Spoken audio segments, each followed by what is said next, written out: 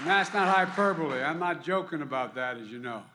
And I want to say up front, and the management here understands, and I'm proud of them, I'm a union guy. And I tell you what, I made it real clear to everybody, whether speaking to the National Chamber of Commerce or the Business Roundtable, the reason I'm the most pro-union president in American history is because you're the single best workers in the world. Not a joke.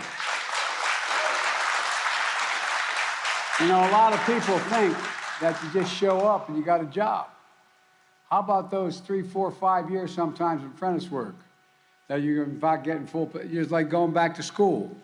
And so what I've seen happen now is they're figuring out, everybody's figuring out that the supply chain and only on-time purchases is a big problem.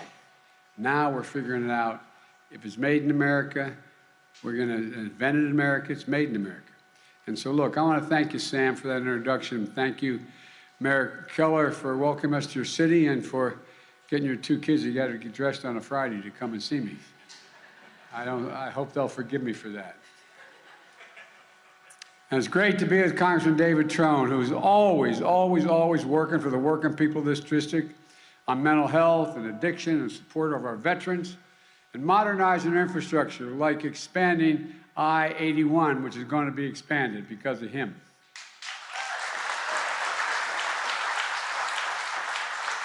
I want to commend the terrific leaders who couldn't be here today. Steny Hoyer, who leads the Democrats in the House, and Senators Cardin and Van Hollen, who are close and dear friends. And look, I want to thank Donna Edwards of Maryland's State Federation of Labor and all the proud members of the United Auto Workers here today. This is National Manufacturing Day, and this is starting to mean something again. National Manufacturing Day, when we celebrate workers. We're the backbone of the economy of this country, not a joke. Where is it written that it says America can't be the leading manufacturer in the world again? Where is that written?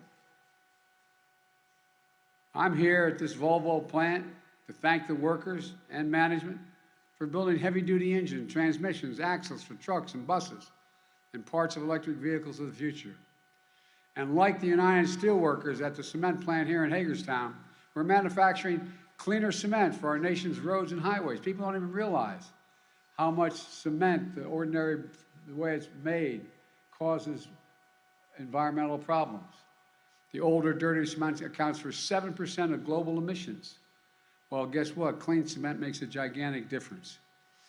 And like all the workers I met yesterday at the IBM plant in Poughkeepsie, New York, where they're investing $20 billion in manufacturing advanced quantum computers here in the United States again, here in the United States.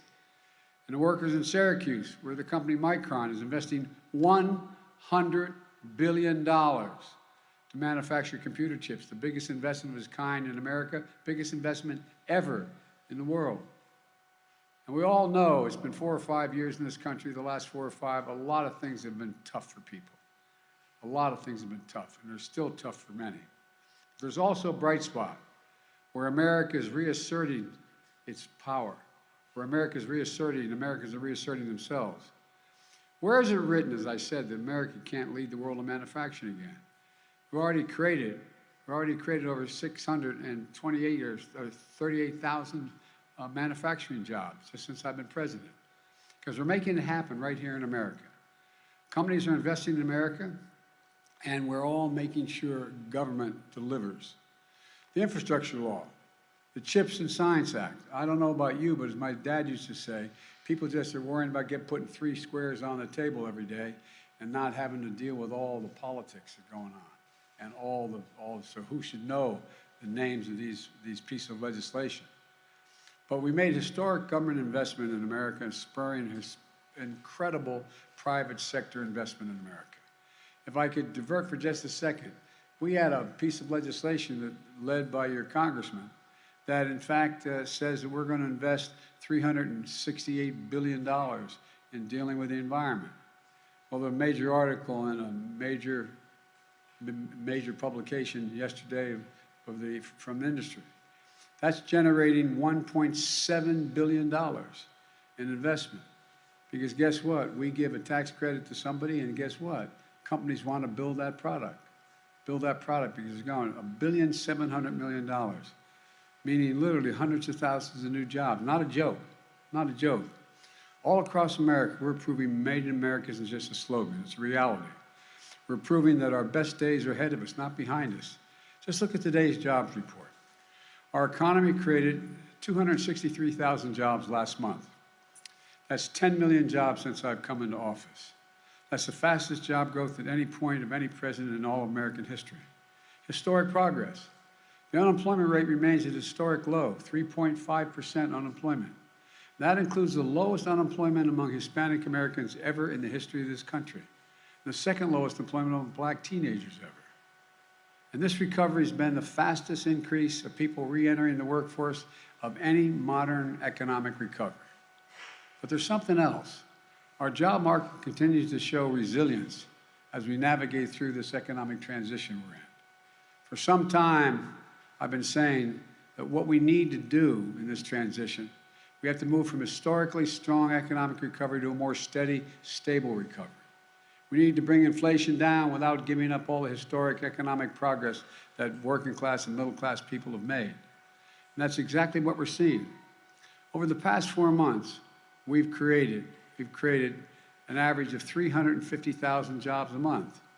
That's down from the 450,000 jobs a month the prior 4 months, and down from the 600,000 jobs a month to the 4 months before that. The pace of job growth is cooling while still powering our recovery forward. Wage growth for workers remains solid, down from historic high pace months ago, but still growing for workers who deserve a raise. And this is the progress we need to see. In the short term, a transition to a more stable growth that continues to deliver for workers and families while bringing inflation down. In the long term, the economy built on a firmer foundation. We still have a lot of work to do, but we're building a different economy than before. A better one, a stronger one, not trickle-down economy. That never helped my family very much in Claymont, trickle down. This is an economy built on building from the middle out and the bottom up, not from the top down. And when that happens, everyone does well. The poor have a ladder up, the middle class do well, and the wealthy do very well. They're not hurt at all. That's an economic vision I offered to America when I ran, and I'm pushing on. And that's what I want to talk about today, and how our Republican colleagues have a very different view. And I know many of you are probably Republicans, but many of my Republican friends are basically arguing that good news for the economy is bad news for America. As if they're rooting for fewer jobs and lower wages. It's all part of this trickle-down mentality that says it doesn't matter what's happening on Main Street. What really matters is what's happening on Wall Street. If Wall Street's doing well, everybody's doing well. Well, I noticed that the previous 4 years, we weren't doing that well.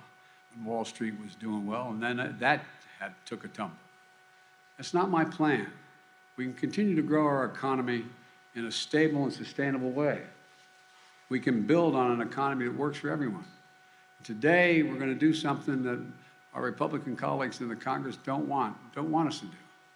They love to attack the Democrats. They say for what we've done.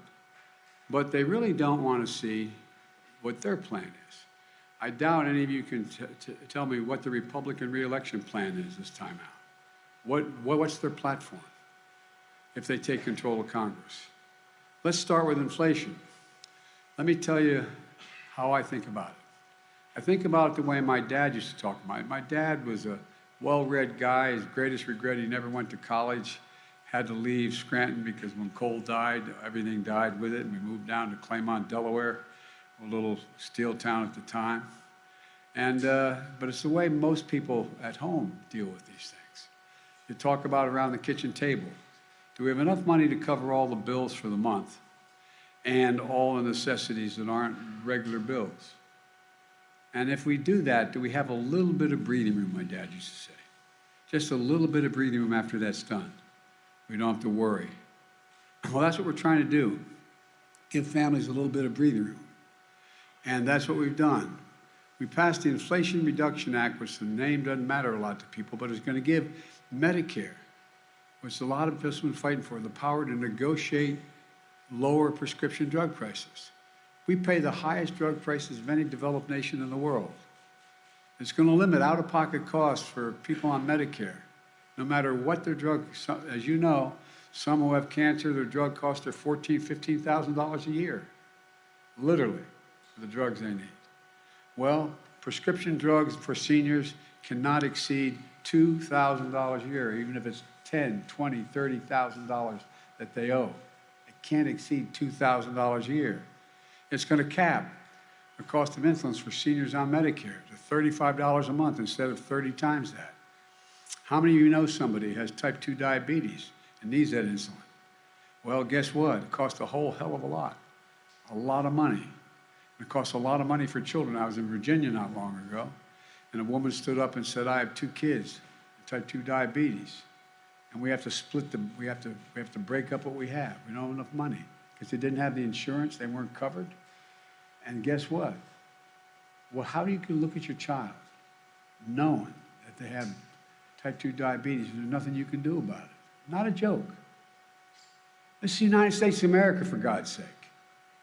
Well, the bill I introduced, said we're going to reduce the cost of insulin. And by the way, it cost to make that insulin, it costs $10 to make it and to package it. 10. T-E-N, $10. And they're charging as high as $650, $700 a month for it. Well, the original bill I introduced said we're going to take care of everybody who's on insulin. My friends and the other team were able to get enough votes to knock out that for anybody but for the seniors. You know, we've locked in savings and health care premiums for 1 million of the people on the Affordable Care Act. You know, one of the things that people forget is without the Affordable Care Act, anybody who had a pre-existing condition could not get insurance.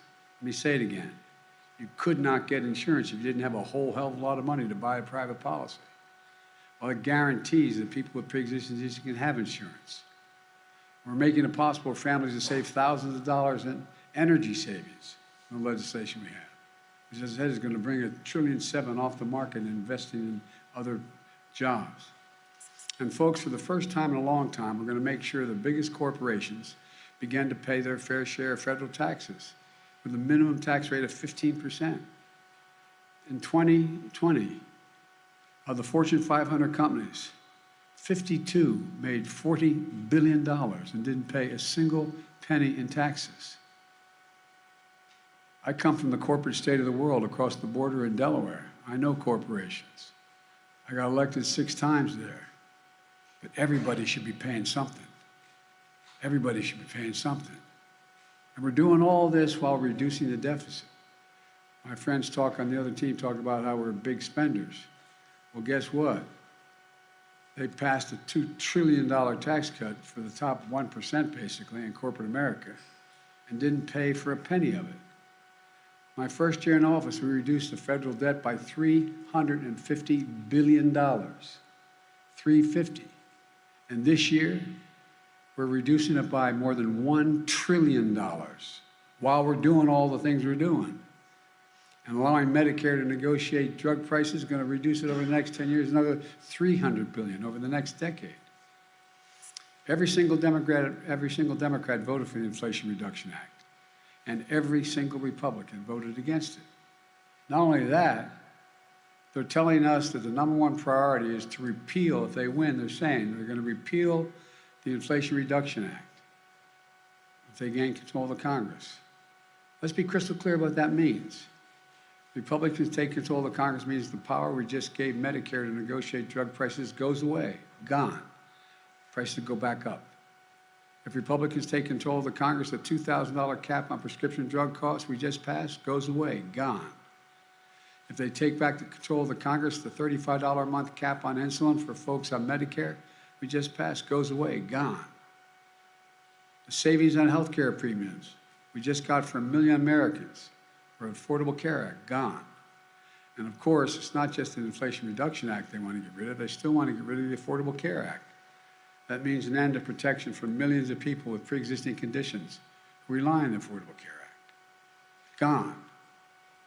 Now, when it comes to taxes, Republicans get their way, they're going to get rid of the corporate minimum tax.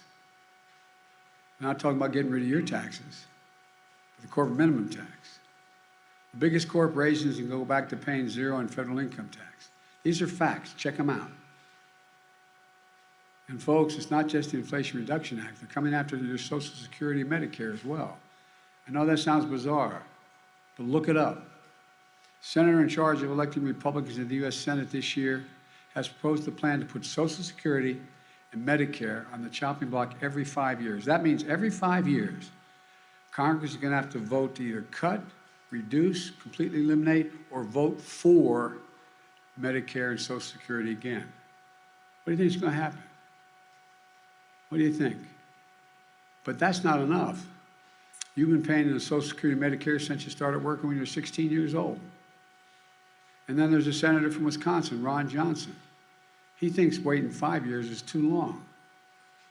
And he says Social Security and Medicare should be in the chopping block every single year. If Congress doesn't vote to keep it, it goes away.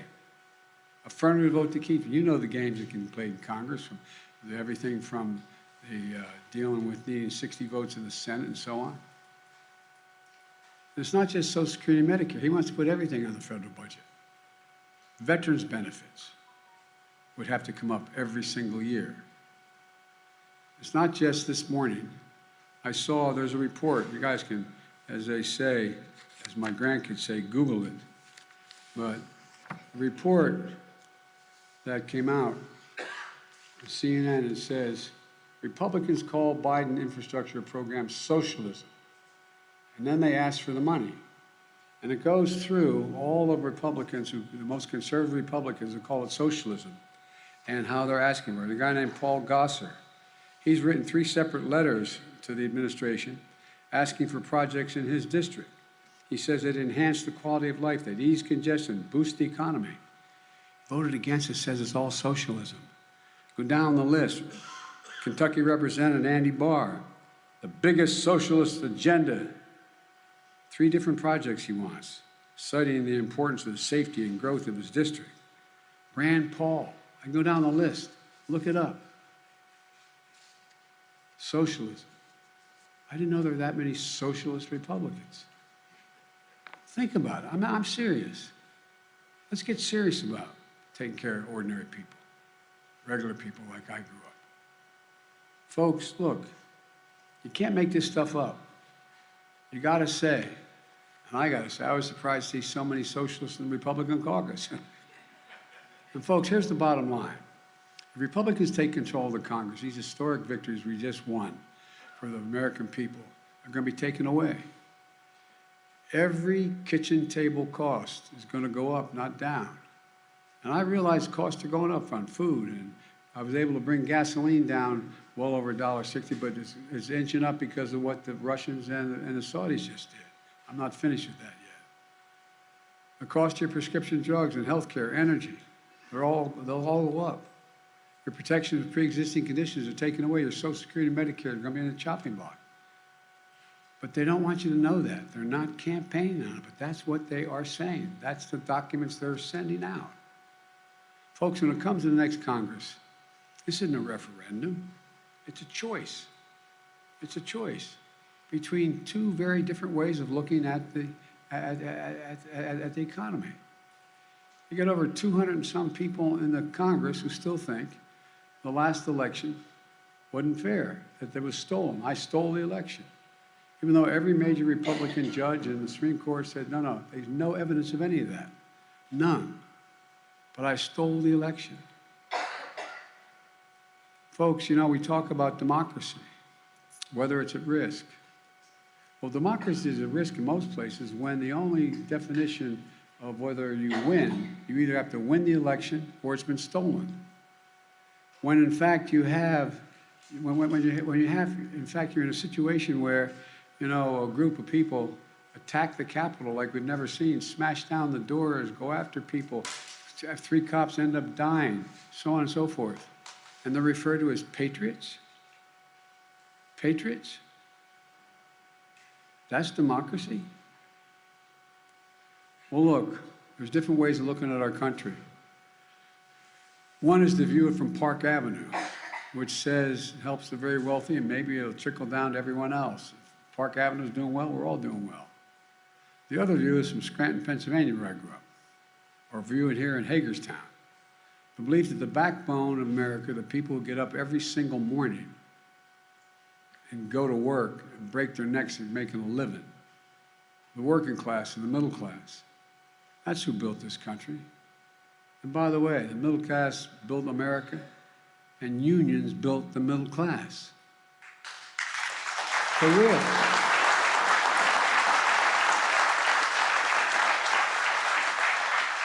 And folks, that's who our economy should work for. Let me close with this. The last few years, we've faced some of the most difficult challenges in our history. We're making real progress, helping folks just a little bit more and giving them a little bit more breathing room. We just have to keep going, and I know we can. For everything we've been through, I've never been more optimistic about America's prospects in my entire career, my word. I've never been more optimistic. Just remember who in hell we are. We're the United States of America. There's nothing we've ever set our mind to we've not been able to do. Nothing. And folks, nothing's beyond the capacity if we work together. And so that's my hope, that after this election, there'll be a little return to sanity. We'll stop this bitterness that exists between the parties and have people working together. Because I tell you what, we can own the 21st century. Not a joke. We can own. There's not a single other nation in the world, not a single other nation in the world is well positioned as the United States of America is. It's because of you all. Thank you very much. May God bless you all. May God protect our troops. Thank you, thank you, thank you. Thanks.